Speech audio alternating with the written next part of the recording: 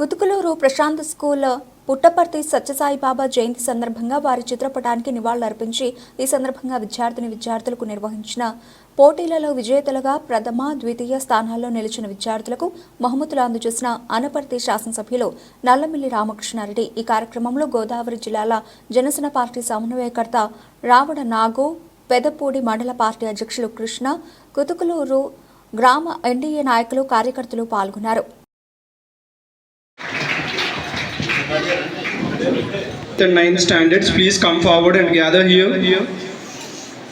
8th standard, N. Venkateswaru, first place.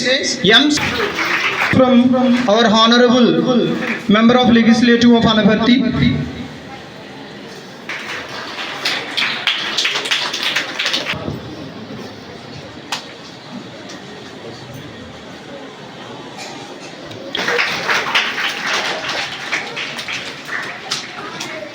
He stood first place, 8th standard.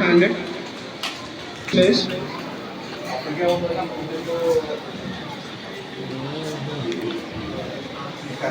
Moment for us.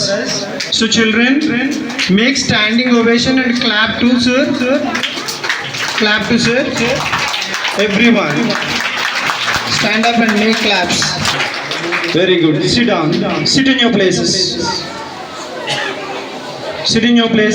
మొక్కున్నానని చెప్పారు. మరి ఆయన చేతుల మీద నుంచి అనేక మంది, వేల మంది భక్తులు ఆయన ఆశ్రమానికి వచ్చి భారతీయ సంస్కృతి పట్ల ఆకర్షితులు కావడం జరిగింది. మరి ఇందాక సోదరులు చెప్తూ కేక్ కటింగ్ అనేది ఫ్యాషన్గా తయారైందని ఒక మాట చెప్పారు. ఇది సత్యసాయిబాబా గారి ఆశయానికి మనం విరుద్ధంగా ప్రవర్తించాం.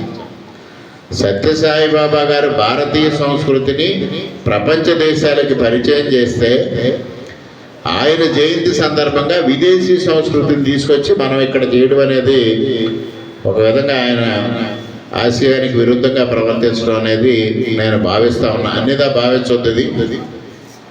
ఎందువల్లంటే ఇప్పుడు విదేశీ సంస్కృతి వాళ్ళ ఆలోచన విధానం, వాళ్ళ జీవన విధానానికి అది అక్కడ సరైన విధానమే. దాన్ని మనం తప్పుపట్టడానికి లేదు. ఎందువల్లంటే మనం కేక్ కట్ చేసేటప్పుడు క్యాండిల్ ఆర్పుతాం.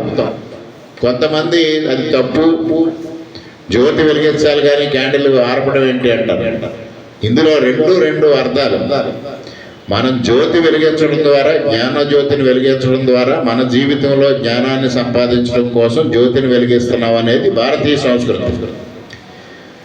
గత సంవత్సరం ఏవైతే తప్పులు చేశామో, గత సంవత్సరం ఏవైతే పొరపాట్లు చేశామో, గతంలో ఏ పొరపాట్లు చేశామో అవన్నీ సమసిపోవాలని దీపం ఆర్పడం ద్వారా విదేశీయులు ఆ భావాన్ని చెప్పారు. ఇందులో రెండు రకాల అర్థాలు ఉన్నాయి.